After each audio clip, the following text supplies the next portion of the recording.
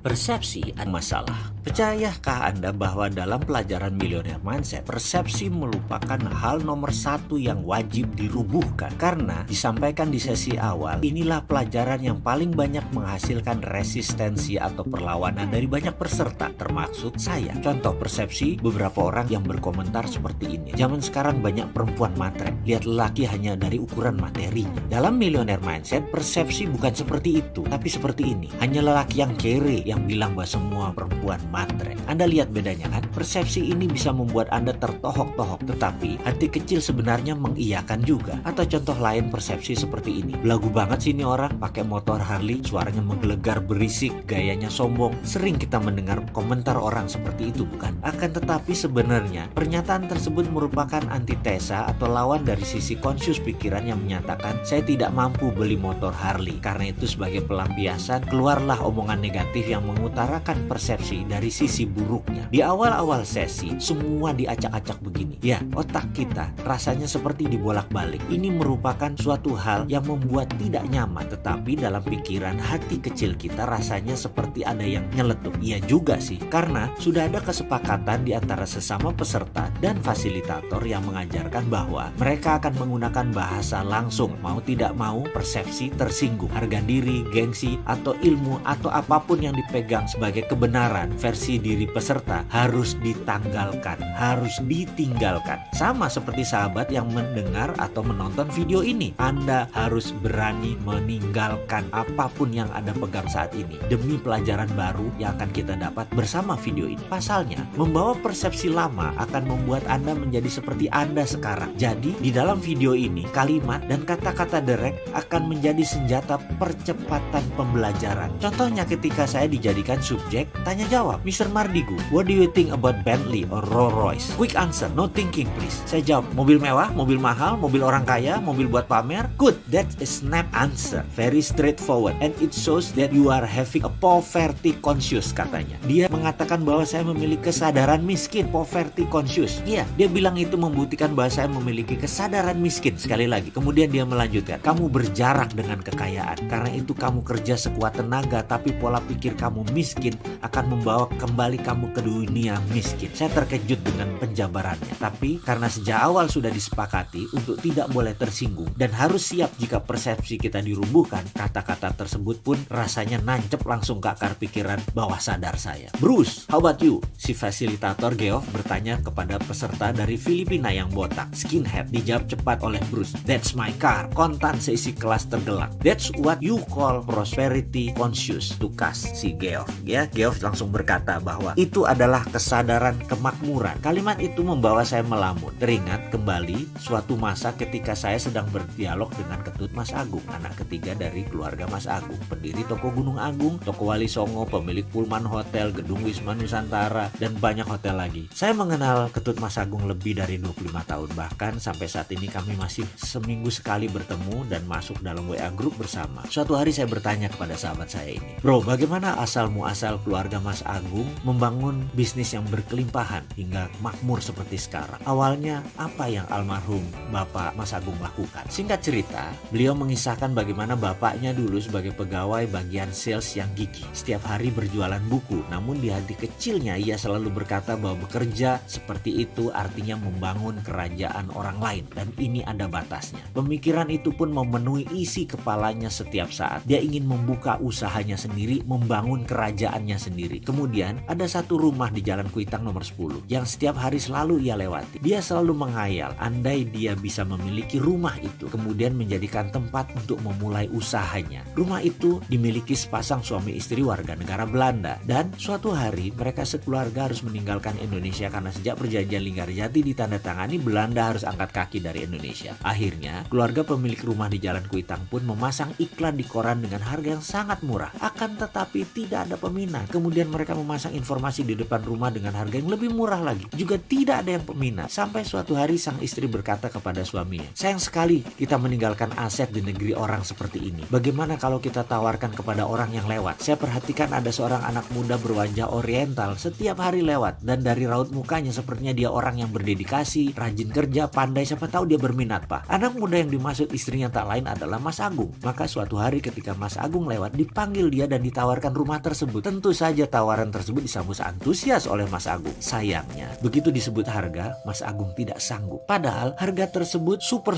murah dibanding penawaran via koran, bahkan harga yang ditempel di depan rumah tersebut. Tapi apa mau dikata, uang Bapak Mas Agung belum terkumpul sampai sebegitu. Akhirnya sang suami nawarkan solusi agar Mas Agung mencicil selama 5 tahun. Mas Agung pun menyetujui. Dia berusaha keras bekerja, menyicil kewajibannya yang dikirim langsung ke Belanda. Dan benar, 5 tahun kemudian dia lunasi rumah tersebut. Sahabat saya, Ketut Mas Agung menyimpulkan, begini Mardigu, misalnya dulu bapak saya tidak pernah menyatakan berkali-kali bahwa dia akan punya bisnis sendiri. Misalnya dulu bapak tidak pernah membatin setiap lewat rumah tersebut bahwa dia ingin memulai bisnis dari sana. Ini rumah saya. Misalnya dulu dia tidak mengulang-ulang mantra dalam dirinya, ini rumah saya, ini kantor saya, ini kerajaan bisnis saya mulai dari sini. Pasti rumah itu dibeli orang lain, bukan ditawarkan kepada dia. Ketika dia berkata tidak mampu, pasti sepemilik rumah akan mencari pembeli yang mampu, bukan menawarkan solusi menyicil kepada dia. Ya,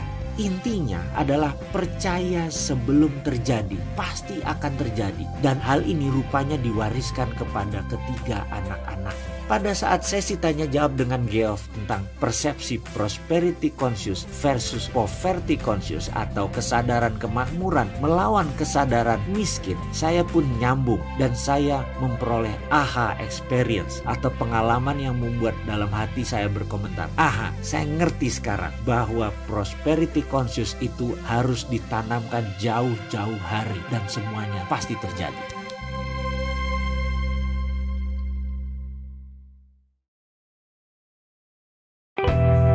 Melihat ke dalam diri.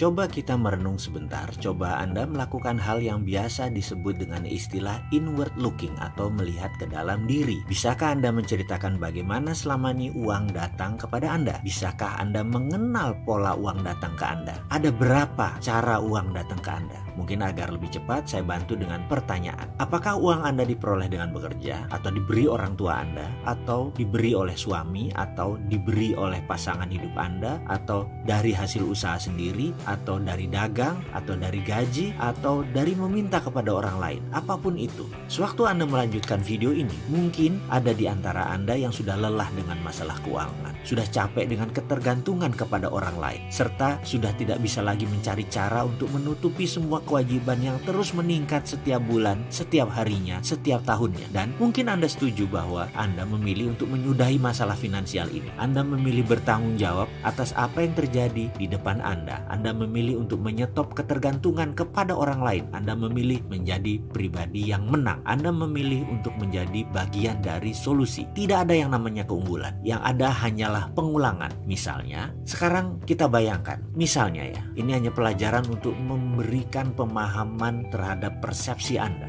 Bayangkan ada seorang perempuan cantik berdiri di dekat halte, dekat jembatan Semanggi di Jalan Jenderal Sudirman. Waktu menunjukkan pukul 12 tengah malam. Perempuan cantik dengan tinggi semampai berkulit putih tersebut berpakaian rapi, sesekali melihat jam di tangan kanannya. Ada beberapa orang berdiri bersamanya, tapi perempuan yang satu ini menarik perhatian karena kecantikannya. Kalau dilihat sekilas, usianya tak lebih 25 tahun. Make up-nya tipis, kecantikan alaminya terpancar. Anggaplah Anda sedang mengendarai mobil dan Anda berjalan perlahan di depan halte tersebut. Kira-kira apa yang terbesit pertama kali dalam pikiran Anda tentang perempuan cantik berdiri di sisi kiri jalan yang disoroti jelas oleh lampu merkuri dekat halte tersebut? Mungkin ada yang menebak, ini pasti cewek nakal sedang menjajakan diri. Atau ada juga yang menyatakan begini, mungkin perempuan ini baru pulang kerja shift malam dari hotel di Bilangan sekitar situ. Pokoknya macam-macam, pasti ada yang positif, ada yang negatif. Keduanya bergantung kepada template kepala kita masing-masing. Lantas, bagaimana template di kepala seorang tercipta? Mengapa manusia satu dan lainnya berbeda? Karena perbedaan itulah output atau hasilnya berbeda-beda juga. Ada manusia yang sukses, ada yang biasa saja, ada yang gagal, dan ada lagi beragam hasil lainnya. Template jalannya pikiran atau mind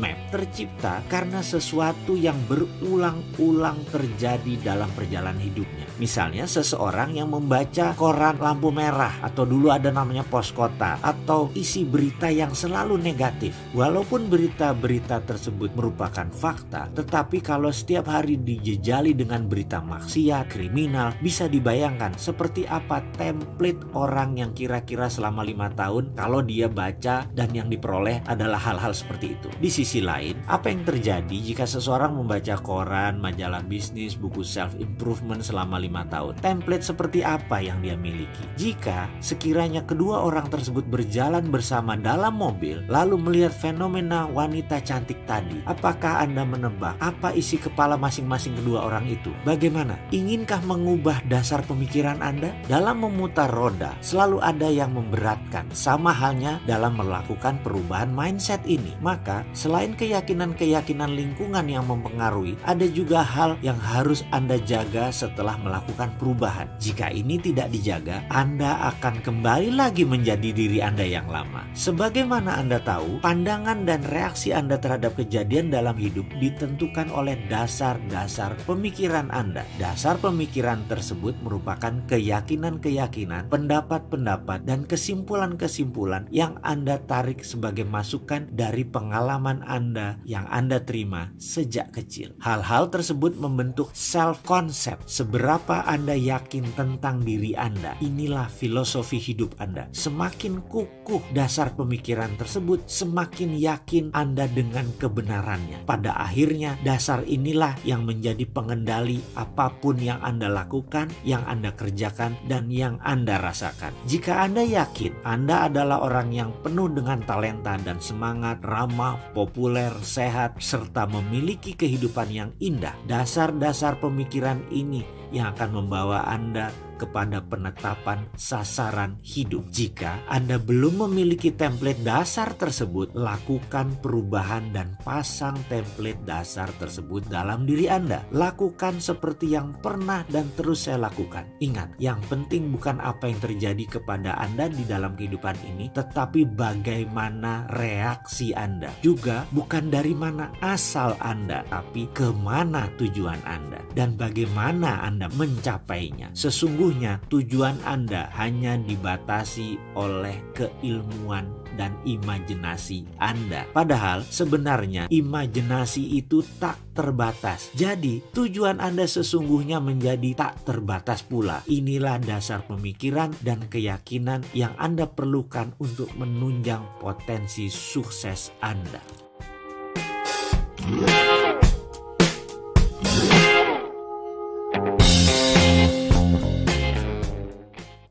Dobrak mitos. Sayangnya, terdapat berbagai mitos yang kita dengar selama kita tumbuh menjadi dewasa. Mitos ini bisa menjadi penyabot harapan-harapan Anda dalam meraih sukses, di dalam meraih kebahagiaan, dan kepuasan di kemudian hari. Misalnya, Anda merasa sudah tua, Anda merasa ditakdirkan hidup susah, atau Anda merasa kurang pintar. Perasaan seperti ini adalah dasar pemikiran yang menimbulkan rasa rendah diri dan tidak mampu. Anda berasumsi bahwa orang lain lebih mampu, hanya karena Anda merasa saat ini mereka berprestasi lebih baik dari Anda. Perasaan rendah diri menetap jauh di lubuk self-concept. Dari mana ide-ide itu? Tentunya masa lalu Anda memberi sumbangan terbesar. Bisa didapat dari orang tua yang kurang paham mendidik anak. Bisa didapat dari lingkungan. Misalnya Anda sering diabaikan, kurang mendapatkan perhatian, kurang mendapatkan kepercayaan. Sehingga mereka mulai membentuk keyakinan pada diri Anda bahwa Anda kurang mampu. Itu mitos. Itu tidak benar. Sudahi sekarang juga. Mulailah berbicara hal yang positif tentang Anda dengan hati riang dan lakukan berulang-ulang. Kata-kata yang paling berpengaruh dalam kosakata Anda adalah kata-kata yang biasa Anda katakan kepada diri sendiri. Kemudian Anda yakini kebenarannya. Dialog dengan diri merupakan penentu 95%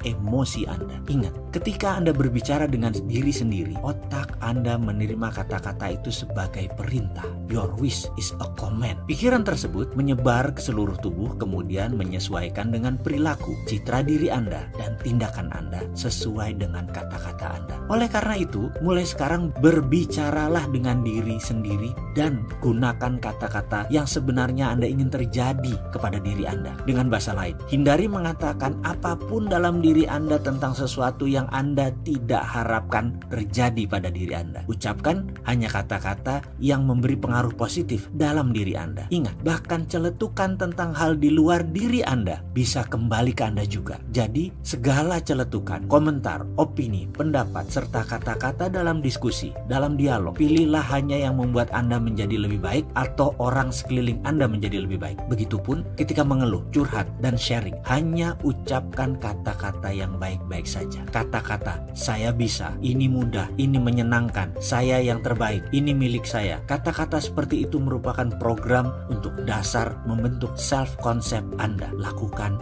mulai sekarang.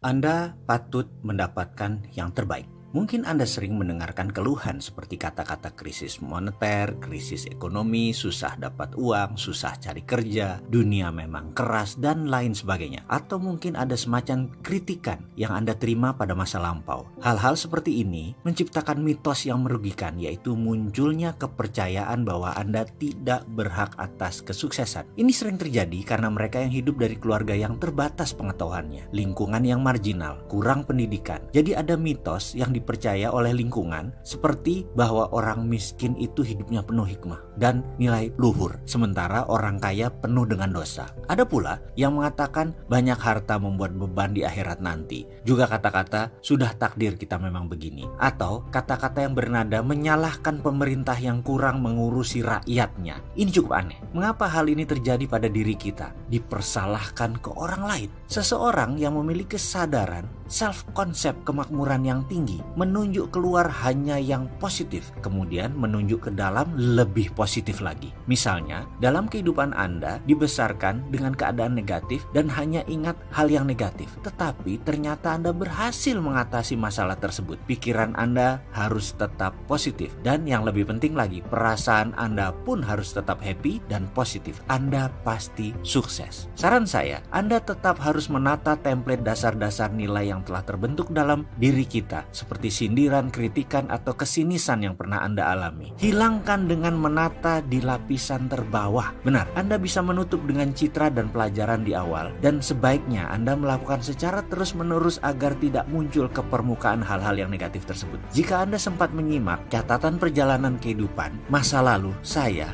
lelah hidup tersandung-sandung. Saya jalannya terantuk-antuk. Di sanalah saya mulai melakukan perenungan sekali lagi. Saya mendefinisi ulang pikiran saya. Saya mengulangi kata-kata positif lagi terhadap diri maupun keluar diri, terus menerus hingga sekarang, dan semoga saja terus begitu di masa yang akan datang. Kini saya ubah nilai-nilai lama saya. Saya ingin mengerjakan hal-hal yang saya cintai bersama orang yang saya cintai, mendapat ridho ilahi, dan hasilnya tak terhingga. Dalam pikiran tentu data lama masih ada dan tetap ada, tapi sebaiknya kita letakkan di dasar yang paling bawah, sedangkan pikiran dengan data baru yang positif berada di lapisan atas. Jadi kita yang mengakses hanya lapisan atas saja terus. Sejujurnya yang kita tata kali ini masih berkisar tentang materi. Kita masih harus bekerja keras untuk menata kesadaran tentang kesehatan, hubungan dengan keluarga, mendidik anak, dan lain sebagainya. Kita akan nanti sampai sana. Ada sebuah pemahaman baru yang akan masuk ke dalam pikiran Anda di chapter selanjutnya. Di sana Anda akan tersentak karena ada sesuatu yang berbeda di dalam pemahaman selama ini dalam pengertian mencari materi. Anda tidak perlu menjadi pengusaha untuk kaya raya, tak perlu modal besar untuk sukses. Bahkan Anda boleh dengan santai dan tetap mengerjakan apapun yang Anda suka dan Anda cintai. Anda tetap berhak untuk kaya raya, meskipun tetap dengan profesi Anda, dengan profesi keseharian Anda. Tidak ada ubah satu apapun, tidak perlu berubah drastis. Kalau Anda ibu rumah tangga, tak perlu menjadi pegawai meninggalkan anak-anak balita di rumah. Yang Anda butuhkan hanya merumbuhkan jangkar, dalam tanda petik, segala sesuatu yang membuat Anda miskin harus dihilangkan, yang selama ini menghalangi Anda dari tujuan Anda mendapatkan kemakmuran kemakmuran. Dan video ini tidak menjanjikan Anda untuk memperoleh rose garden, bahwa semuanya mudah, semuanya enteng, semuanya mudah membalik tangan. Tidak sama sekali. Yang harus disadari adalah semuanya dimulai dengan keyakinan, yaitu keyakinan baru.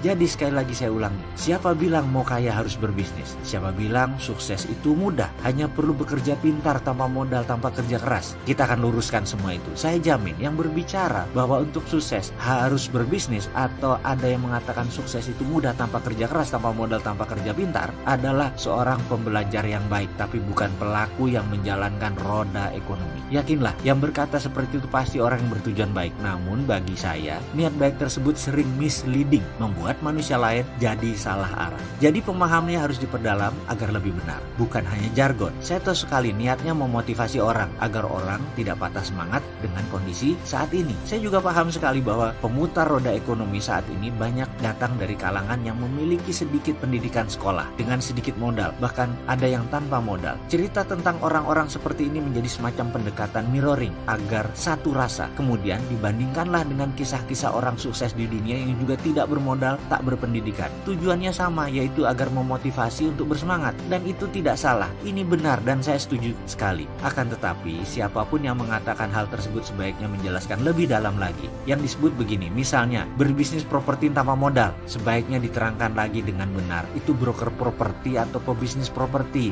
Gak mungkin lah bisnis properti tanpa modal. Ini harus diluruskan. Kalau broker memang modalnya duitnya sedikit, karena memang tanah orang, aset orang, kita hanya menjual diri dan memasarkan. Fee yang didapat merupakan imbalan dari jasa kita. Lain halnya dengan pebisnis properti. Pebisnis properti belum mulai berjualan dan berbisnis sudah sibuk dengan biaya-biaya dan sudah keluar modal, mulai dari HO, undang-undang gangguan, AMDAL, IMB, dan lain sebagainya. Dan itu sudah keluar uang. Dari mana katanya pebisnis properti nggak pakai modal? Itu broker, sekali lagi. Lalu berbisnis properti tanpa modal itu di mananya? Nggak ada kan? Udah deh. Jadi kita harus jujur mengatakan bahwa bisnis pasti pakai modal, tapi kaya bisa tanpa modal. Jadi daripada ngusung woro-woro bisnis properti tanpa modal, menurut saya akan lebih baik jika menginformasikan, diperjelas. Misalnya cara menjadi sales properti yang baik, cara melipat gandakan penjualan properti Anda, dan semacamnya. Menurut saya ini lebih jujur dan tidak memberi harapan palsu kepada orang-orang yang haus sukses. Ada juga yang mengusung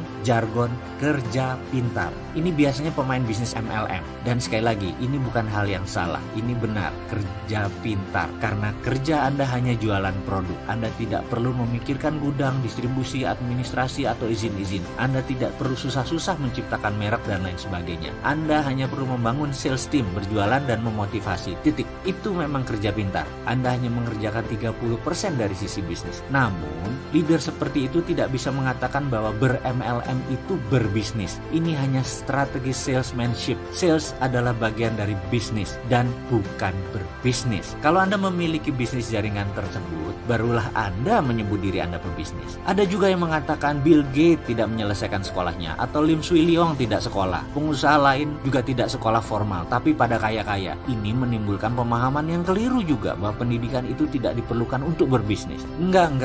Ini harus dibenarkan. Hal ini juga sebenarnya saya tidak menentang ada orang kaya dengan tidak sekolah. Bisnis memang open source, semacam pintu terbuka. Mau orang tidak berpendidikan, tidak beragama, tidak bermoral, kejam, baik hati, atau usaha jenis apapun, Anda bisa saja sukses. Bisnis sukses tidak bisa diklaim sebagai hanya tempat orang tidak berpendidikan. Itu tempat semua orang dengan latar ras apapun, agama apapun, dengan ilmu apapun. Bagi saya, maaf ya, ini hanya pendapat pribadi. Benarlah banyak orang tersebut tidak berpendidikan formal. Akan tetapi kalau Anda berada dekat mereka, akan terasa bahwa ilmu mereka tinggi sekali. Ya, mereka sangat berilmu. Dan dalam menuntut ilmu memang tidak diperlukan sekolah formal. Selama Anda bisa belajar, bisa berilmu, sekolah formal hanya pelengkap. Seorang Ciputra misalnya, sejak lahir sudah melihat timbangan terigu, telur di matanya ketika orang tuanya berdagang. Dari bayi dia sudah mengenal tawar-menawar, berjualan, menentukan harga, melayani pelanggan, walaupun saat itu hanya skala warung. Nah, ini sebuah keilmuan yang dipelajari melalui jalan hidupnya. Siapa yang bisa melawan keilmuan dagang seperti itu? Mau makan sekolah sampai S3 di perguruan tinggi ternama sekalipun,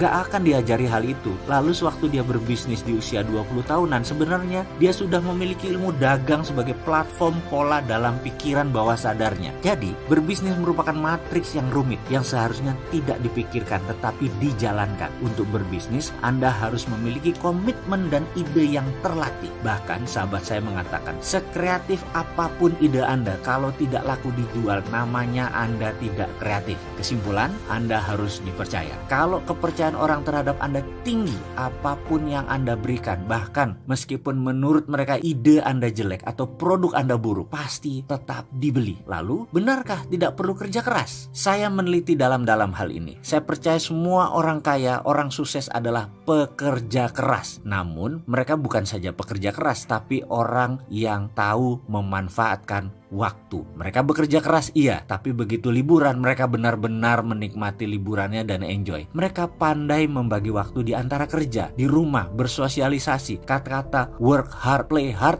bukan sekedar jargon. Mereka melakukan secara harafiah. Perilaku kerja yang pintar, membagi waktu, itulah sesungguh yang disebut kerja pintar. Mereka diinfokan hanya main golf atau selalu datang siang ke kantor. Sudah ada sistem yang mereka kerjakan karena sudah ada direktur yang mengerjakan. Itu merupakan produk tahunan kerja keras mereka. Ibaratnya orang menanam mangga, setelah 4 tahun panen, terus menghasilkan selama 25 tahun. Kalau dilihat 10 tahun, ya kelihatannya seperti orang yang santai. Namun kalau Anda melihat 4 tahun pertama hidupnya, mungkin Anda akan berkata beda. Mungkin Anda memandangnya sebagai seorang workaholic atau penggila kerja. Satu hal lagi, apakah untuk kaya atau sukses harus berbisnis? Nah, untuk hal ini saya sedikit berlawanan dengan banyak orang. Saya percaya untuk kaya atau sukses, Anda tidak perlu berbisnis. Dengan kalimat lain, untuk kaya ada ribuan cara. Berbisnis atau berwirausaha hanyalah salah satunya saja. Mau Anda berlatar belakang office boy, pedagang kaki lima, pensiunan olahragawan, TNI, guru, tukang las, ibu rumah tangga, tukang parkir sekalipun, sukses atau kaya adalah masalah perilaku atau attitude. Kaya atau sukses adalah produk sampingan dari sebuah perilaku kaya. Menabung, contoh perilaku orang sukses. Berinvestasi adalah perilaku orang sukses. Dipercaya adalah perilaku orang sukses. Dan banyak lagi perilaku pribadi sukses ini bukan hak prerogatif pebisnis, itu hak prerogatif orang sukses. Anda menjadi good follower juga termasuk perilaku pribadi sukses. Anda seorang good listener juga termasuk pribadi sukses. Anda seorang pegawai atau seorang putus sekolah, Anda perlu memiliki kepribadian seperti itu untuk bisa sukses, yaitu good follower, good listener. Anda tidak perlu repot-repot membangun perusahaan blue chip. Anda bisa mempelajari dengan seksama di bursa, di equity crowdfunding, di Santara. Anda bisa lakukan itu. Lalu belilah dalam jangka panjang. Otomatis Anda sudah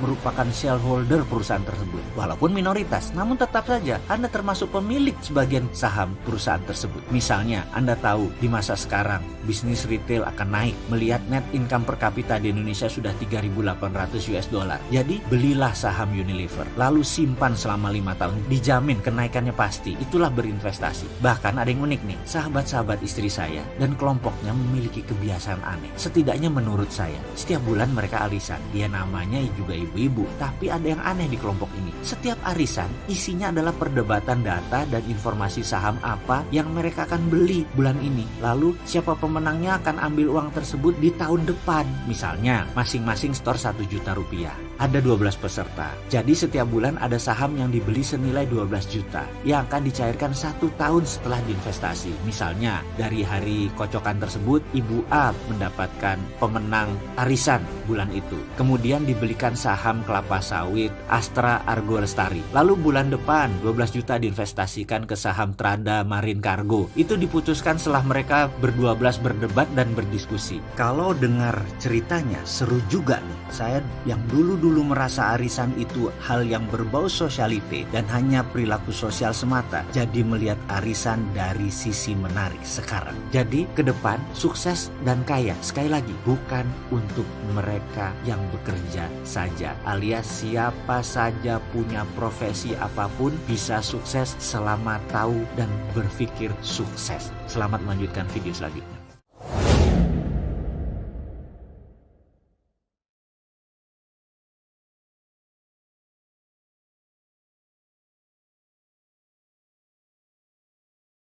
Apa itu pikiran? Pada bagian sebelumnya kita sudah membahas bahwa otak manusia itu ibarat hardware, sedangkan pikiran adalah softwarenya. Kali ini mari kita bahas apa sebenarnya pikiran itu. Pikiran terbagi 3, yaitu pikiran sadar atau conscious mind, pikiran bawah sadar atau subconscious mind, dan pikiran tidak sadar atau unconscious. Pikiran tidak sadar biasanya ada pada saat orang tidur, orang mabok, atau orang gila, dan kita tidak membicarakan topik ini. Dalam kontribusi keseharian, pikiran sadar atau conscious mind itu memberikan 12% kontribusi tindakan Anda. Sementara pikiran bawah sadar memberikan 88% kontribusi tindakan manusia. Jadi, apa yang berada di bawah sadar adalah yang mempengaruhi kehidupan Anda terbanyak. Dalam mengoperasikan pikiran bawah sadar, pikiran manusia harus meletakkan template atau memiliki cetakan fondasi. Misalnya, seseorang dalam hidupnya penuh dikritik, selalu dimarahi, selalu dimaki-maki sejak kecil hingga dewasa, maka sudah pasti dia memiliki template pemarah atau software pemarah dalam subconscious mind-nya. Bisa jadi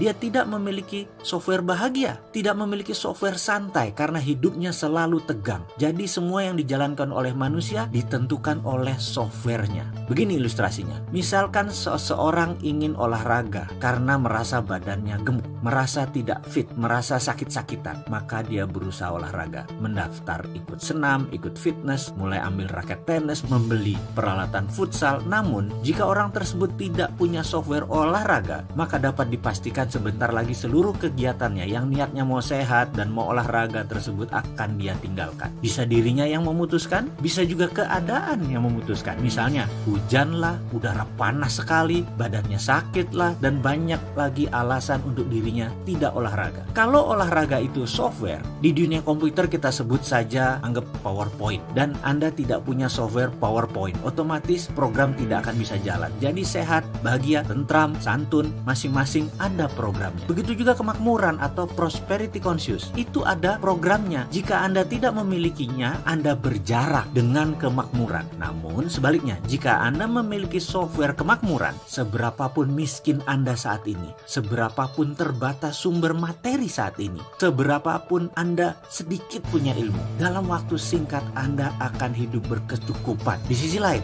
jika seseorang memiliki poverty conscious atau kesadaran miskin, seberapapun kaya Anda berlimpah harta saat ini karena pasti dari orang tua Anda atau dari lingkungan Anda, pasti ada cara uang dan materi itu pergi meninggalkan orang tersebut.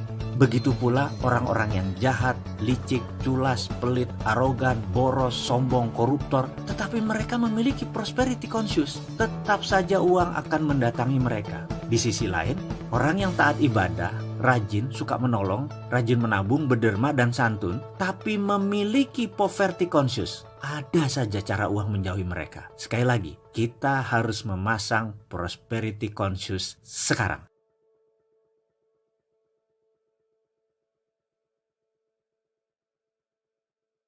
Hardware buatan Tuhan, software buatan manusia. Bagaimana software terpasang dalam pikiran manusia? Saya beri sedikit ilustrasi di mana misalnya Anda memiliki bayi berusia 6 bulan atau keponakan Anda atau adik Anda. Bisakah bayi tersebut berbicara? Belum bisa bukan? Maka dia akan mengekspresikan komunikasi dengan menangis, tersenyum, atau tertawa. Suatu hari bayi tersebut menangis dengan kerasnya. Orang tua manapun akan bergegas melihat apa yang terjadi. Dilihat popoknya, dicek suhu tubuhnya, diperiksa badannya, apapun yang dilakukan untuk membuat sang anak diam atau tenang dan tidak menangis lagi. Kalau ternyata masih menangis, setelah diperiksa sana sini tidak ada masalah, berdasarkan survei statistik 82% ibu di Indonesia akan memilih untuk menyusui atau meneneni bayi tersebut, memberikan dot atau memberikan susu atau memberikan makanan. Kembali kita telaah, mengapa bayi itu menangis dengan keras? Mungkin karena dia lapar, mungkin karena dia bosan, mungkin dia sakit, mungkin dia ingin pipis, mungkin dia ingin mencari teman, dan banyak lagi alasan. Yang jelas, dia menangis karena ada masalah. Dia ekspresikan dengan menangis. Kebiasaan orang tua di Indonesia ini dapat dikatakan memasang software kehidupan ke dalam pikiran bawah sadar anak bahwa, nah, kalau ada masalah dalam hidupmu, masukkan sesuatu ke dalam mulutmu. Sekali lagi, kebiasaan orang tua di Indonesia yang 82% begitu anak itu menangis, langsung disusui, didot atau dikasih makan, adalah membuat software yang tertanam dalam pikiran bawah sadar adalah software begini. Nak, kalau ada masalah dalam hidupmu, masukkan sesuatu ke mulutmu. Karena itu setelah dewasa, program itu berjalan tanpa sadar. Di pikiran bawah sadarnya sudah ada data tersebut. Ketika dewasa dia ada masalah, dia mencari cara untuk memasukkan sesuatu ke mulutnya. Misalnya dia merokok, dia makan, dia ngemil, dia menggigit kuku, meminum manis-manis, meminum alkohol, dan banyak lagi. Seperti itulah cara software diinstal oleh lingkungan sekitar Anda. Salah satunya oleh orang tua. Dan banyak lagi software-software lain terpasang di diri Anda tanpa Anda sadari mempengaruhi 80% hidup Anda. Kedepan, software yang rusak-rusak tadi kita akan betulin, dan software yang kita ingin pasangkan, yaitu software kemakmuran, akan segera dipasang.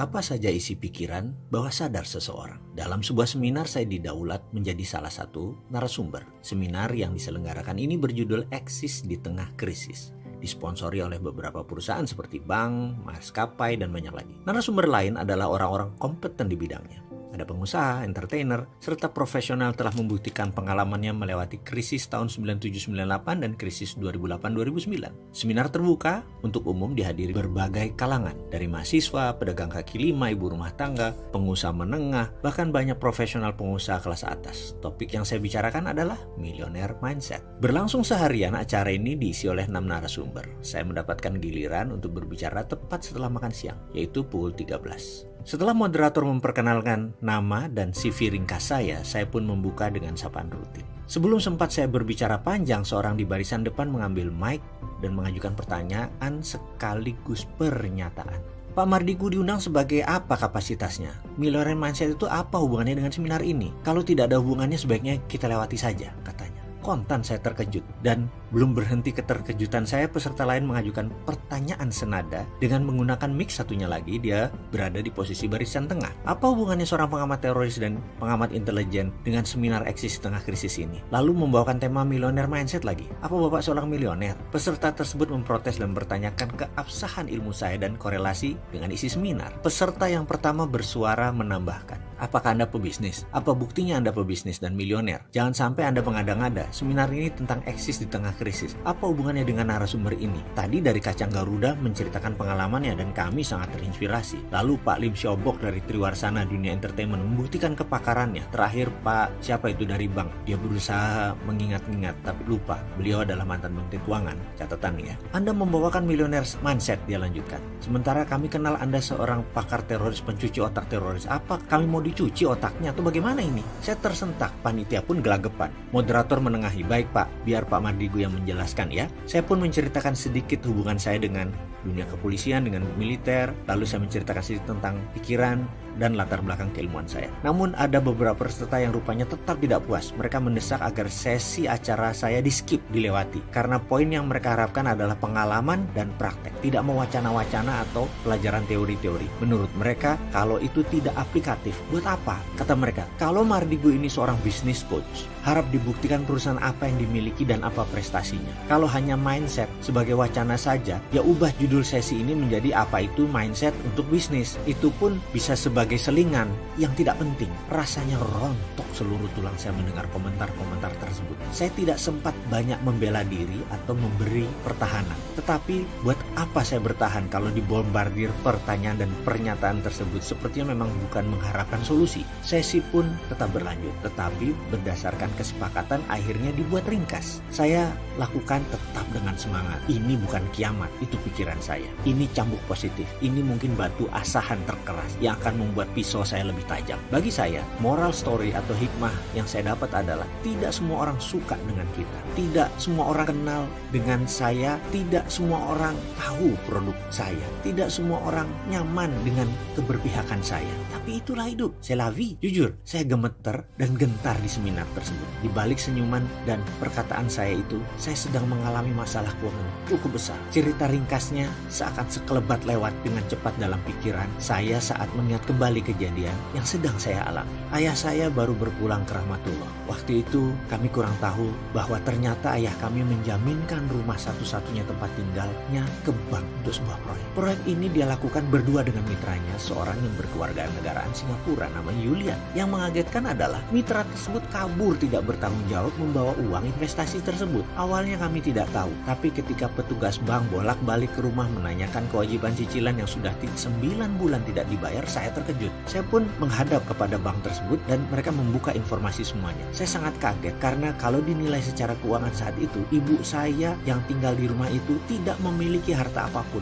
nol. Bunga plus pinjamannya sudah senilai rumah, alias kalau itu diambil oleh bank ya habis semua. Mengetahui kondisi tersebut, tentu saja saya tidak mungkin menceritakan hal itu kepada ibu. Belum setahun kehilangan pasangan hidupnya, selama lebih dari 40-an tahun, ibu saya akan kehilangan harta satu-satunya, rumah tinggalnya. Pasti dia tidak siap. Dan saya merasa itu tidak benar karena dia tidak berhak untuk menderita atas perbuatan yang dia tidak perbuat. Akhirnya informasi ini saya simpan, biar saya yang tanggung. Pilihan saya yang pertama adalah mencari Julian untuk bertanggung jawab, namun orang itu hilang di telan bumi. Langkah berikutnya adalah negosiasi dengan bank dan mengambil alih tanggung jawab tersebut. Pokoknya saya harus berusaha keras agar rumah tersebut jangan dilelang atau disita oleh bank. Dengan 1000 cara saya merayu dan meyakinkan bank untuk mendapatkan haircut atau potongan dari bunga. Pokoknya bank tidak rugi. Dari pokok awal saya mengatakan saya akan menyicil ini semua. Alhamdulillah bank mau, tinggal saya bekerja keras dan minta pengertian dari istri serta anak-anak. Ternyata istri saya mendukung. Walaupun dengan 3 anak, kala itu istri saya sedang hamil anak keempat. Mengapa saya minta izin mereka? Karena cicilannya adalah hampir semua dari pendapatan bulanan kami saat itu. Kami harus gulung tangan tinggi-tinggi. Setelah kami berjalan kira-kira 1 tahun, suatu hari ibu tercinta mengatakan bahwa ia ingin pindah ke kampung halaman di Jawa Timur. Ia ingin menjual rumahnya sebagai modal beli lahan untuk berkebun dan sedikit uang untuk hidup. Kata-kata ini bagai petir di siang bolong yang menggelegar. Memang sudah hak ibu saya untuk melakukan itu. Tapi kalau dijual saat itu, hampir semuanya uangnya akan diambil bank. Artinya ibu saya hanya mendapat kira-kira 10%. Dilema saya waktu itu. Apakah ibu saya harus diberitahu tentang kejadian sebenarnya atau saya telan dan tanggung sendiri? Saya pun melakukan hal yang tidak lazim. Saya memilih tidak memberi informasi apapun kepada ibu. Lebih baik saya menjual aset, rumah, tempat usaha, dan mobil untuk menebus bank. Lalu kami bisa mengambil sertifikat dan memberikan sertifikatnya kepada ibu agar ibu bisa menjualnya. Malam itu, seperti biasanya saya berdoa memohon kepada Allah Subhanahu wa Ta'ala agar Dia berkenan atas keputusan saya ini. Lalu saya berkumpul dengan anak dan istri, saya menceritakan semuanya dan apa yang akan saya lakukan. Kita akan menjual rumah tempat tinggal kita, ruko di Jati Bening, kantor pusat Rumah Yatim Indonesia, dan seluruh kendaraan kita. Kita akan cari rumah kontrakan sebagai ganti rumah kita sekarang yang akan kita jual. Saya menunggu jawaban istri saya dan anak-anak. Ternyata istri saya berkata, "Ayah, kalau buat bakti ayah kepada orang tua, kami tidak akan berkomentar apa-apa. Dan pastinya ya, apa yang ayah usahakan ini walaupun habis-habisan, tetap saja air susu ibu belum terbayar. Selama ayah ikhlas, aku setuju ya. Anak-anak saya pun setuju. Boleh ya, jual aja demi eyang. Perjuangan ayah pasti berat, kami percaya kok." Saya menundukkan wajah saya dan air mata saya pun ada di ujung mata. Kemudian saya mengangguk, "Terima kasih bunda, terima kasih anak-anakku. Ayah janji akan buktikan kepada kalian, ayah kalian ini terbuat dari apa." Akhirnya kami pun menjual rumah, ruko, 4 mobil. Semua kami lakukan segera agar bisa langsung menembus rumah ke bank. Dalam seminggu, sertifikat asli sudah di tangan ibu tercinta yang menyambut dengan senyum. "Ibu pulang kampung ya mas, ibu mau berkebun. Boleh ya, pamit ya." Kami hanya mengangguk melihat ibu tersenyum, hati kami pun sumringah, enteng dan lega. Dan seperti dugaan kami sebelumnya, rumah tersebut cepat terjual. Ibu pun pindah dari kota Jakarta ke Malang, Jawa Timur. Malam, sebelum acara Eksis di Tengah Krisis, saya membuka pintu kamar anak-anak di kamar sebelah, di rumah kontrakan yang kecil dan sempit. Ketiga anak kami sedang meringkuk tidur beralaskan bed cover. Kami tidak memiliki tempat tidur buat mereka. Tempat tidur hanya satu untuk dedek yang kecil yang baru lahir di kamar sebelah, di mana kami bertiga himpit-himpitan. Saya selimuti ketiga anak kami, kemudian saya kecup kening mereka di tengah lelapnya tertidur mereka. Dan sekali lagi saya berkata, "Akan ayah buktikan ayah kalian ini terbuat dari apa. Kalian akan berkelimpahan dengan ilmu sebelum berkelimpahan kemakmuran. Dulu ayah salah, berkelimpahan materi tanpa ilmu. Ternyata bikin hidup kayak yoyo, turun naik tak menentu." Kembali ke cerita seminar eksis di tengah krisis. Banyak peserta yang meminta saya menjelaskan keilmuan dengan fakta. Sesi Millionaire Mindset tentu harus diisi oleh seorang milioner. Sementara keadaan saya saat itu sedang berayun turun, alias hutang saya miliaran, termasuk hutang usaha. Tapi kan hutang produktif di pembukuan dihitung aset juga kan? Di seminar tersebut saya putuskan tidak menjelaskan harta saya, apalagi bisnis saya secara rinci. Biarlah waktu yang membuktikan. Intinya, saya sama sekali tidak kesal dengan mereka yang menyerang. Saya tidak menyesali semua kejadian tersebut. Hanya saja semoga semua mendapat hikmah tersembunyi karena hidup ini penuh teka-teki misteri, menarik dan indah.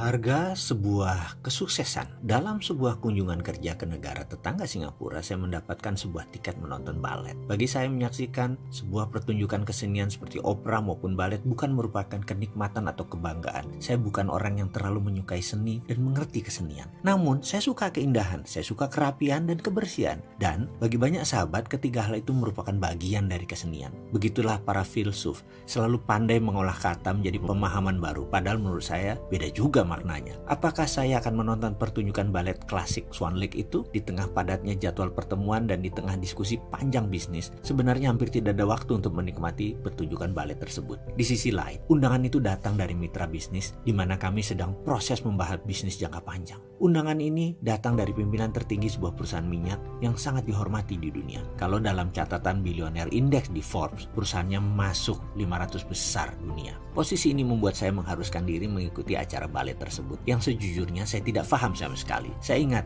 saya memerlukan hampir 1 jam merenungi pentingnya untuk hadir dibandingkan persiapan meeting pagi. Saya baru kembali ke kamar hotel pukul 17, lalu segera ke Esplanade Singapura pukul 19 untuk menyaksikan acara yang dimulai pukul 19.30 dengan mengenakan dress code lengkap, jas hitam dan dasi kupu-kupu.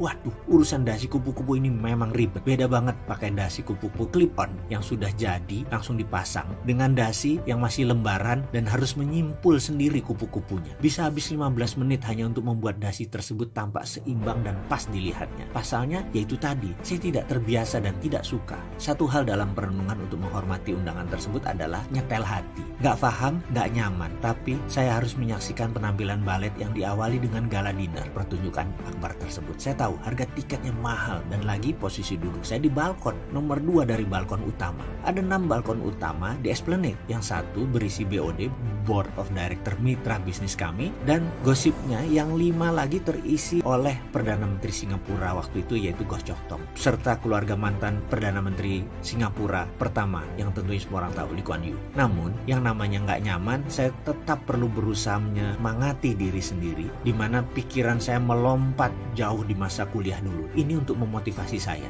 Dari 144 SKS atau unit kalau di Amerika, ada 24 unit harus diambil pelajarannya di luar bidang utama kita. Misalnya begini, ada seorang mahasiswa teknik jurusan mesin. Untuk lulus sebagai Bachelor of Mechanical Engineering, dia perlu 120 unit dari mata kuliah wajib dan 24 unit dari mata kuliah GE atau General Education, atau pelajaran yang tidak ada hubungan sama sekali dengan teknis. Mereka harus mengambil kelas badminton, kelas sejarah, kelas astronomi, kelas antropologi, dan semua kelas dasar atau basic 101.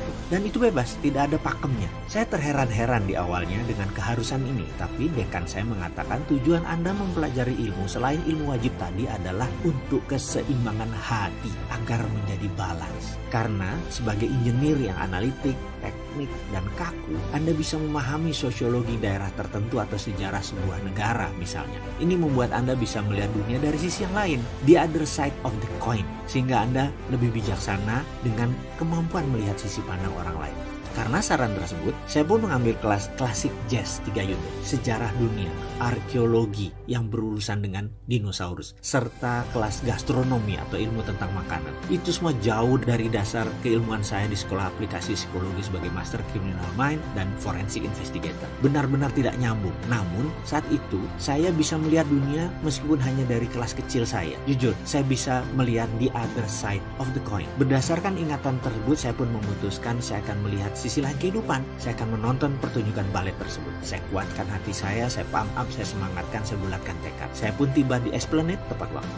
Sebagaimana kebiasaan pertunjukan red carpet seperti waktu itu, yaitu diawali dengan makan mewah berkelimpahan dan ramah tamah sesama penonton yang merupakan high society di Singapura dan banyak ekspatriat. Saya mengambil sisi menyendiri sambil membaca buku isi jalannya pertunjukan dan membaca nama-nama balerina siapa yang akan mampu. Perilaku saya yang mengambil posisi aman sebagai pengamat di ujung adalah perilaku kebanyakan para introvert seperti saya. Kalau tidak nyaman, ya memilih mojok sendiri. Ada dua nama yang menarik perhatian saya. Pertama, nama penyanyi opera tenar Lea Salonga sebagai bintang tamu. Kebetulan dia termasuk idola saya, sehingga saya pun merasa excited dan sedikit lebih nyaman. Kedua, ada nama seorang balerina Indonesia di daftar penari utama. Saya tidak tahu apakah ini orang yang sama, tetapi 20 tahun yang lalu saya pernah punya sahabat balerina. Dia di New York untuk mengambil sekolah tari dan tidak pernah bertemu sejak saat itu. Saya masih ingat sosoknya dulu yang cantik, tinggi, anggun. Itu 20 tahun yang lalu. Tapi saat ini saya nggak ada bayangan sama sekali. Kemudian terdengarlah pengumuman bahwa pertunjukan akan segera dimulai. Kami semua menuju tempat masing-masing. Saya sudah memotivasi diri saya sehingga isi kepala saya hanya prasangka baik. Dan saya akan enjoy the moment, enjoy the present. Singkat cerita, pertunjukan 2 jam tersebut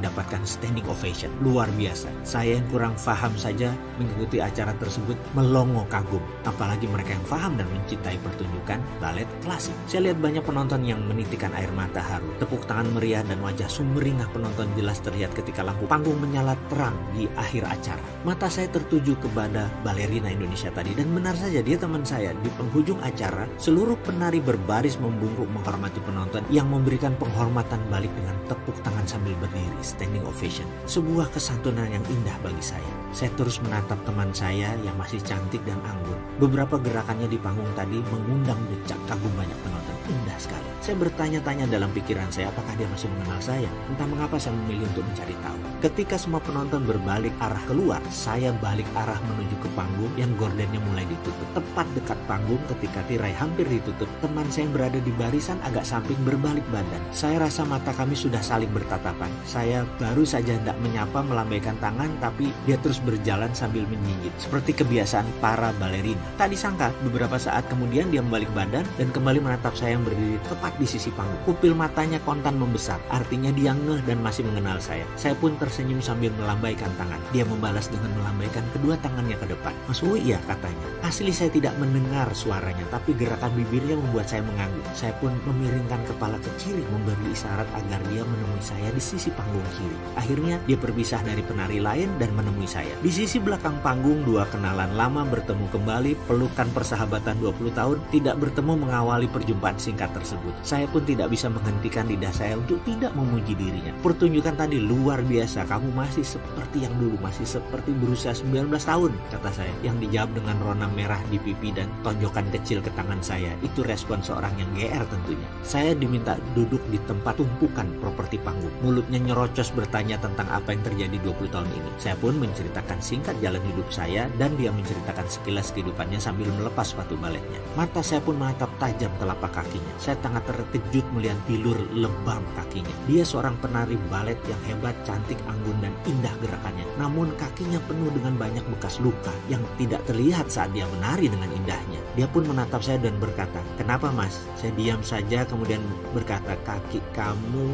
Tanya saya gantung. Dia menjawab, "Itulah harga sebuah keindahan Mas. Bukankah kehidupan begitu?" Katanya sambil tersenyum. Kalimat tadi menghentikan jalan pikiran saya. Membuat saya membayangkan bahwa ternyata setiap penari, pelukis, pemimpin, seorang yang sukses, usahawan, inovator, bintang film hebat, olahragawan top, semuanya pasti memiliki kesakitan, memiliki kesedihan, memiliki kepedihan, dan bekas luka yang hebat. Itu semua tidak terlihat saat kita hanya melihat suksesnya saja. Padahal semua kesuksesan memiliki harga yang harus dibayar.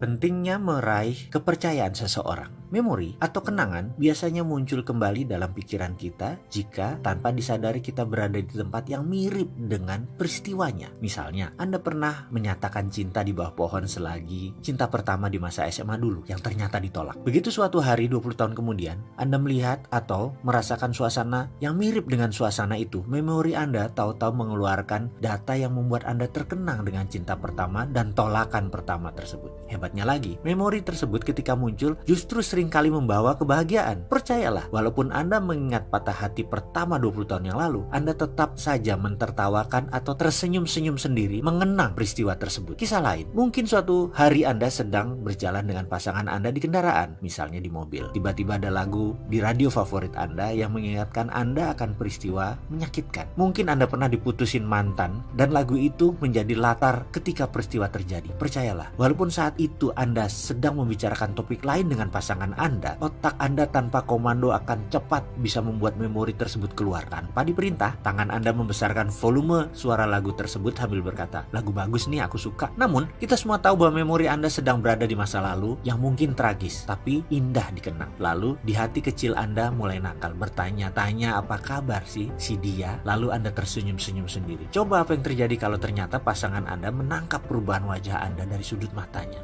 Sisa cerita ini Anda sendiri yang melanjutkannya ya, karena pasti beda-beda reaksinya pasangan Anda. Saya pun saat ini sedang masuk ke zona memori tersebut. Saya teringat ketika dulu masih di Balikpapan, sewaktu di SMP, ada seseorang mendekati saya di kelas. Dia memberi saya sebuah prakarya sekolah yang menurut saya bagus sekali, yaitu logo Pendidikan Indonesia Tut Wuri Handayani dibuat dari triplek yang digergaji olehnya. Mungkin Anda tahu gergaji triplek berbentuk U, seperti celurit yang ada mata gergaji tipis menyambung kedua ujung U tadi. Cara menggunakan gergaji itu dengan tangan dan sisi ujung U yang lainnya ada di ketiak Anda. Sulit sekali melakukan pekerjaan dengan gergaji U tersebut karena bisa putus mata gergajinya yang seperti kawat tipis. Jadi ketika mendapat hadiah pekerjaan tangan tersebut, saya benar-benar terkesan. Seorang anak SMP melakukan pekerjaan itu mungkin bisa makan waktu bulanan karena triplek Tut Wuri Handayani itu ukurannya besar, hampir 1 meter. Semua huruf, semua lekukan gambar sayap, semua digergaji dengan halus. Sewaktu menerima hadiah tersebut, saya ucapkan terima kasih kepada pemberinya. Dia Ben Hur Panjaitan. Saya sebenarnya tidak terlalu kenal dia, namun kalau pulang sekolah kami sering satu jalan dan dia tiba di rumahnya terlebih dahulu. Dari jalan raya masih masuk ke gang. Mobil tidak masuk, hanya motor. Kami beda kampung, dia lebih dekat ke sekolah. Ketika 10 tahun berlalu, saya sedang mengunjungi sebuah lokasi di Desa Colo, Kudus. Ada sekolah mirip dengan bentuk sekolahan SMP Negeri 1 Balikpapan di sekolah saya. Dulu, tiba-tiba memori tentang Ben Hur terbesit di kepala saya. Yang kepikiran adalah apa yang dimaksud dengan Ben Hur kasih hadiah tersebut ke saya. Apa spesialnya saya waktu itu? Kenalan juga nggak terlalu deket kok. Sebelum dia memberi hadiah itu dan setelahnya kami juga tidak terlalu dekat. Namun 10 tahun kemudian saya jadi teringat Ben Hur gara-gara hadiah tersebut. Di mana kampung dia sekarang ya? Apa kabarnya? Saya jadi ingin bertemu dengan Ben Hur. Dan kalau bertemu saya ingin tanya mengapa dia memberi hadiah itu. Karena waktu itu saya tidak sedang berulang tahun dan tidak ada peristiwa istimewa saat Ben Hur memberi hadiah itu. 10 tahun sejak memori itu muncul, alias 20 tahun berlalu sejak meninggalkan Balikpapan, ada hal yang memancing memori tersebut muncul. Saat itu saya bekerja di PT Rifan, cikal bakal PT Rekapital, yang pemiliknya dan CEO-nya adalah Bapak Rosan Roslani. Singkat cerita, kalau boleh nyombong nih ya, Rosan dulu pernah bekerja sama saya, tapi 8 tahun kemudian, selama 2 tahun, saya adalah pegawainya Rosan. Itu bisnis, itu biasa, pernah di atas, pernah di bawah. Jujur, itulah hidup, berputar-putar terus, dan yang pasti, hanya rezeki yang tidak pernah tertukar. Kalau sudah jatah si A, ya pasti dapat. Dia memerlukan saya, dan pastinya saya memerlukan income yang cukup besar untuk bayar hutang-hutang saya waktu itu. Rosan memerlukan saya karena saya cukup galak dan tegas dalam memimpin organisasi. Bahkan banyak yang bilang saya ini asshole, keras dan disiplin, dan gak ada belas kasihan. Saya sangat berorientasi pada result, pengejar prestasi. Kala itu, saya sedang melakukan inspeksi ke divisi sales. Saya cukup bertanya apa yang mereka lakukan. Mereka pun jawab, habis bertemu Bapak A, Bapak B, dan sebagainya. Maka saya bilang, coba telepon mereka lagi, bilang saya ingin bicara. Mereka yang bohong atau tidak melakukan prospecting pasti panik. Beberapa orang tertangkap tangan bohong dan saya nggak panjang lebar, Anda keluar. Dan begitu juga ketika saya berbicara dengan Bapak A atau Bapak B, ternyata mereka ketemu atau benar-benar mereka ketemu. Ya selamatlah posisi mereka. Sekali lagi, kalau mereka tidak bertemu atau tidak berkomunikasi, bahkan tidak mengerti produk perusahaan kami, tanpa pandang bulu, saya pun bilang ke sales tersebut, sebaiknya kamu mengajukan surat resign sekarang daripada saya pecat. Kondisi kamu jelek di luaran. Saya tahu itu kejam sekali, tapi begitulah saya dulu. Kemudian sampailah saya sebuah meja, lalu saya tanya kepada seorang sales bernama A. Saya nggak sebut namanya ya, tapi ini benar. Mana kartu nama orang yang kamu prospek hari ini? A dengan perlahan menyerahkan setumpuk kartu nama kepada saya. Ini Pak. Kemudian saya cek satu persatu. Lalu mata saya menemukan nama yang sangat familiar, Ben-Hur Panjaitan. Masih dengan mempertahankan wibawa saya tanya, siapa Pak Ben-Hur ini? Oh, dia pengusaha sukses Pak di bidang IT, kata A. Sulit bertemu dengan dia. Dia kontraktor IT utama di Pemda Jakarta dan lembaga pemerintah. Wah Pak, luar biasa Pak. Orangnya baik sekali, santun dan dipercaya banyak lembaga. Itu jawab A membanggakan. Orang yang namanya Ben-Hur Panjaitan versinya dia. Saya tersenyum dalam hati. Nah, pasti ini teman yang saya cari. Tapi mendengar cerita A, saya menjadi kecut. Apakah ini Ben-Hur yang saya kenal atau Ben-Hur yang lain? Bukan teman SMP saya. Lalu saya tanya pada A, apa dulu Pak Ben-Hur pernah tinggal di Balikpapan? Wah, saya kurang tahu Pak. Saya coba hubungi dia lagi Pak, kata A. Saya lihat dia menelpon di depan saya. Seperti biasa, sulit sekali terhubung. Dari resepsionis hanya terhenti di sekretaris pribadi Pak Ben-Hur. Muka A pucat. Dia takut sekali ekspresinya. Takut saya marah soalnya. Dia pasti berpikir saya akan marah, saya akan memecatnya. Lalu di tengah menunggu, saya ambil telepon itu dan berbicara dengan sekretaris Pak Ben-Hur. Maaf Bu, bisa tolong sampaikan ke Pak Ben-Hur. Saya tahu dia pasti sedang sibuk, tapi tolong sampaikan ada orang yang namanya Wowi ingin bicara. Ya sudah, lebih baik saya yang memulai. Saya adalah orang yang bisa menerima kegagalan, tapi saya tidak bisa menerima ketika saya tidak coba. Jadi saya mengawali, mudah-mudahan dia ingat dan mau menerima saya kalau ini Ben-Hur yang sama. Sesaat kemudian terdengar bunyi klik. Suara telepon yang tadinya nada tunggu menjadi hening. Ada orang di seberang sana dan bukan mesin. Terdengar suaranya berkata, Bapak Wowi, apa kabar kamu? Tertawa dia langsung. Saya menarik napas lega, iya ini Ben-Hur yang saya kenal. Lalu tanpa basa-basi saya langsung bertanya kapan dia ada waktu untuk bertemu. Dia jawab, hari ini juga bisa, jam makan siang bagaimana? Ketika tiba di kantornya di Bilangan Jakarta Selatan, ratusan monitor komputer IT berjajar dengan pegawai yang jumlahnya ratusan. Rasanya bisa dikatakan bahwa dia adalah satu raja IT di Indonesia. Bahkan di tahun itu organisasinya mengurus cyber security dan cyber defense lembaga pemerintahan. Perusahaannya sudah kelas dunia secara teknis. Begitu ketemu, untuk menuntaskan rasa penasaran saya pun bertanya mengapa dia memberi hadiah itu dulu kepada saya. Lalu dia jawab, Wi, gue lihat lo orangnya lain, gak banyak omong, mata lo menunjukkan lo orang kreatif, gue tahu lo bakal jadi orang sukses. Jadi kalau gue gak punya apa-apa di kemudian hari, pasti gue butuh lo. Jadi akhirnya saat itu gue memutuskan bahwa gue harus ambil hati lo, katanya. Lalu dia melanjutkan, walaupun mungkin kita dulu orang biasa-biasa saja, gue sudah bisa bayangkan jalan hidup lo ke depan. Dan lo tahu, Wi, puluhan orang gue invest seperti lo di masa kecil dulu. Dan investasi gue gak ada yang salah, semua benar, semua pada sukses, termasuk semua pekerjaan yang gue dapat. Gue panen dari tembakan gue membaca masa depan sahabat-sahabat gue dulu. Mendengar cerita itu saya menjadi terdiam. Seorang yang santun dan pandai hati ini memang benar apa yang dikatakan dan dilakukannya. Berinvestasilah untuk mendapatkan trust seseorang. Dan dari saya langsung percaya pada Ben-Hur. Itulah sukses Ben-Hur Panjaitan.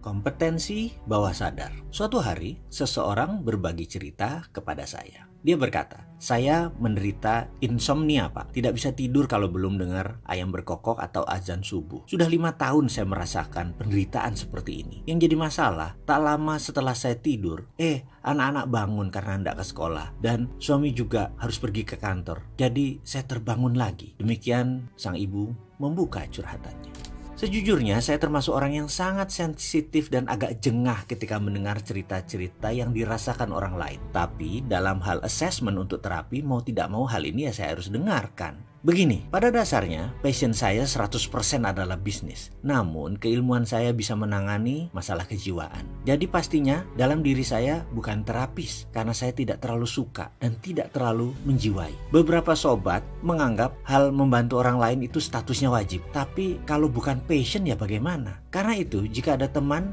meminta sesi terapi, oke lah, saya bantu berdasarkan rasa kemanusiaan saja. Sekarang kita kembali ke cerita si ibu yang insomnia tadi. Saya pun bertanya kepada sang ibu, kira-kira bagaimana asal muasalnya, di mana dia menceritakan versi dia. Bahwa menurutnya 6 tahun yang lalu, suaminya itu dapat shift malam dalam kerja di pabrik. Setiap malam pulang pukul 12, kira-kira sampai rumah pukul 1-an. Tiap malam dia pun harus menunggu sang suami. Karena kebiasaan tersebut, dia sekarang nggak bisa tidur hingga harus lewat larut malam atau menjelang pagi. Sekali lagi, itu hanya informasi dari sang ibu. Disinilah kemampuan kita untuk melihat masalah diuji. Benarkah kesimpulan ibu tersebut atau itu hanya asumsinya dia? Saya mencoba memperhatikan benar apa yang terjadi pada wajah sang ibu. Saya melihat dia jujur nih. Tapi saya terus menggali dengan pertanyaan, maka saya berkesimpulan, rasanya ini asumsi deh, bukan akar masalah yang sebenarnya. Saya harus menggali lebih dalam lagi. Kali ini saya harus memimpin pertanyaan. Saya tidak bisa menggunakan pertanyaan terbuka. Saya harus memberikan dia pertanyaan tertutup dan menjurus. Pertanyaan terbuka itu begini, bagaimana cara Anda masak nasi? Itu pertanyaan terbuka. Bisa berbagai jurus dan terbuka. Kalau pertanyaan tertutup itu jawabannya ya atau tidak. Misalnya, kamu bisa ngaji ya? Maka jawabannya ya atau tidak. Itu pertanyaan tertutup. Jadi saya harus mulai memberikan dia pertanyaan yang tajam, menjurus. Ibu orang Jawa ya? Seberapa ibu mengerti istilah ngerowot, laku, prihatin, kumkum, dan nyajen? Tanya saya. Dia terdiam sebentar lalu menjawab, saya dan keluarga masih kejawen Pak. Kami paham sekali maksud Bapak itu. Lalu saya bertanya lagi, menurut Pini sepuh ibu benarkah kalau tidur di atas jam 12 malam ibu tidak kena santet? Oh iya banget. Jadi dulu sembari menunggu suami saya ngaji-ngaji, zikir-zikir buat melewati waktu tersebut. Jadi memang keluarga kami sering tidur di atas jam 12 sebagai laku dalam tanda petik keluarga kami Pak, jawabnya. Di sini terjawab sudah bahwa yang membuat insomnianya bukan karena menunggu suami, tapi dalam database pikiran bawah sadarnya ada belief system yang mengatakan tidur di atas jam 12 lebih aman dan lebih baik. Ini